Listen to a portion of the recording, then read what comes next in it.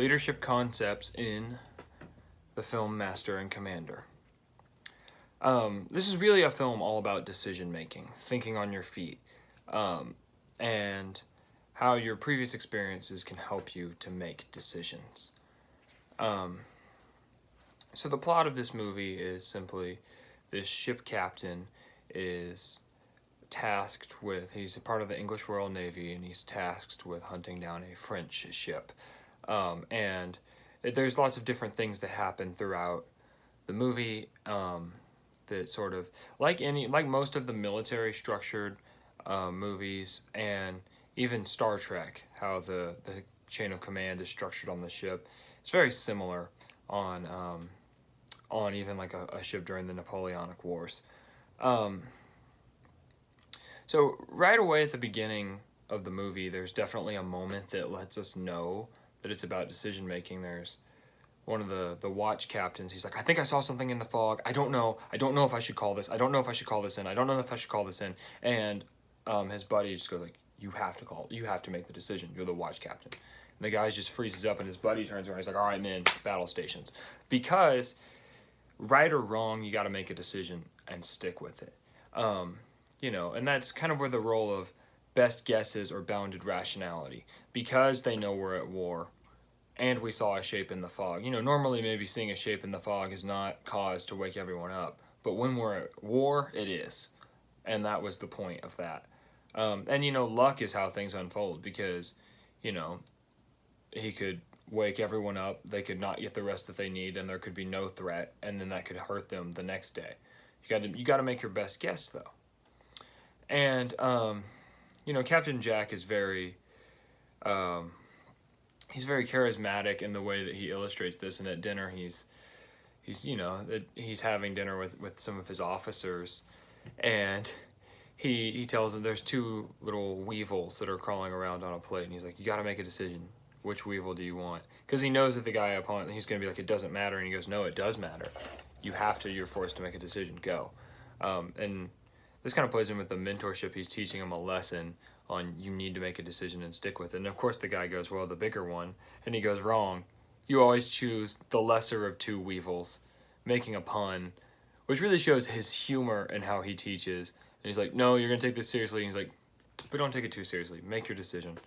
It's a very, it's a very humorous moment in the film. And mentorship is a big deal on this ship command. Like, Jack comes up from a kid, and so as a child, and like gets promoted, and like so there's children on the ship, and like these young men are sort of promoted up through the ranks, and like they're sort of this whole own little community within, which I think is really cool.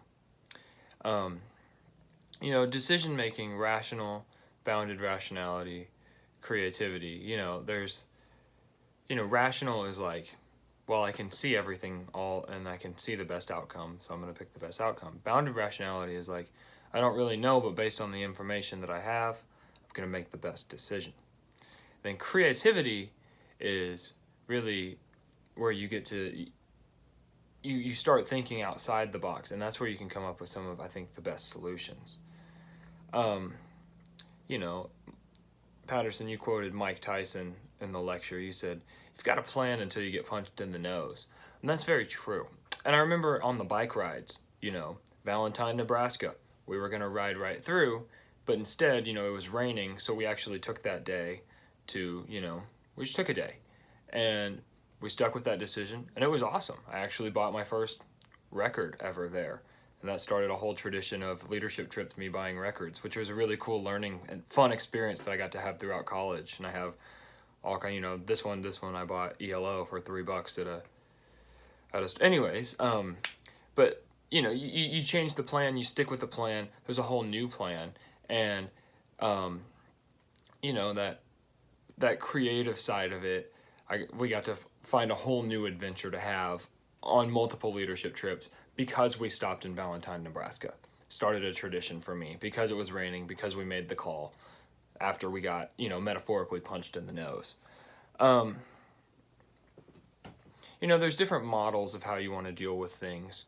The utilitarian model, you want to come up with the good of most of the people, which is going to be kind of a Star Trek thing, going back to that. You know, the needs of the many outweigh the needs of the few. I don't think they said that in Nemesis, but it's definitely a core theme. You know, the moral rights model, we want to like focus on those fundamental individual rights.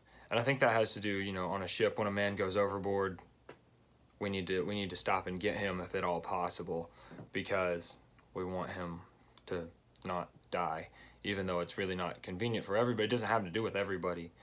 We need to save that man.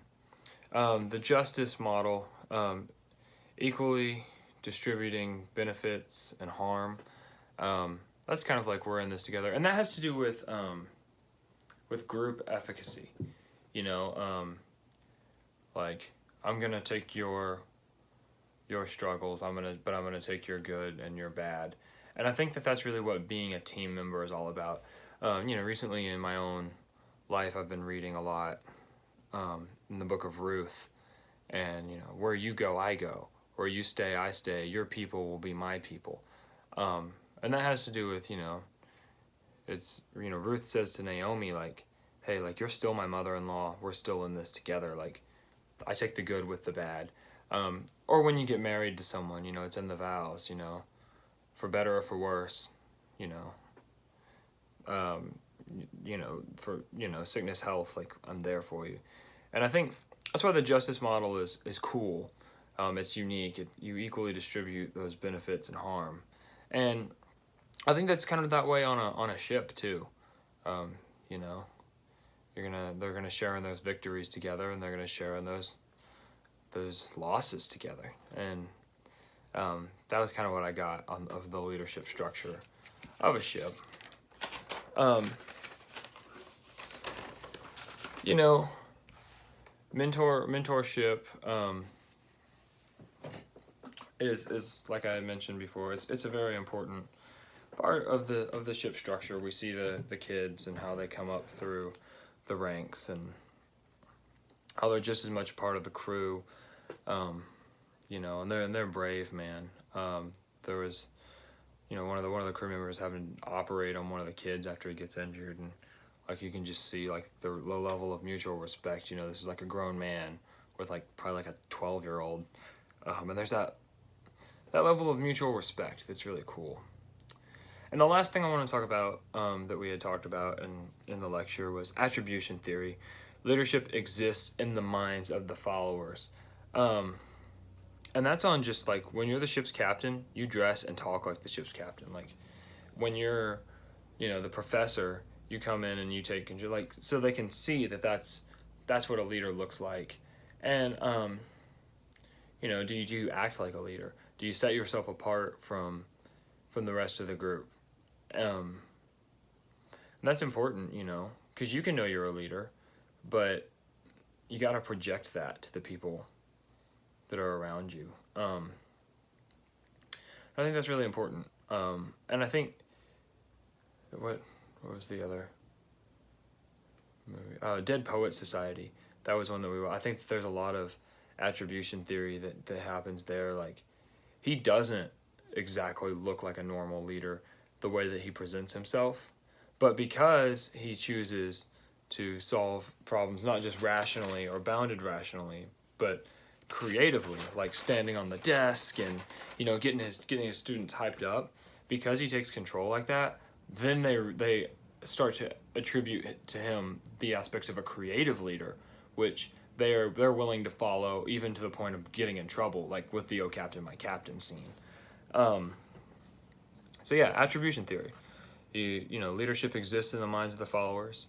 Yeah, bounded rationality. You know, you gotta choose the lesser of the two evils.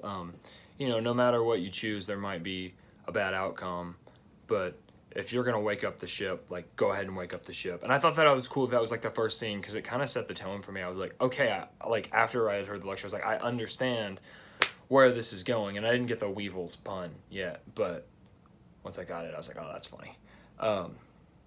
Yeah, I think that's it. Act like a leader. Look like a leader. Make concise decisions. Be creative with your solutions. People will see you as a leader. You know, don't be afraid to get punched in the nose and keep going, make a new plan.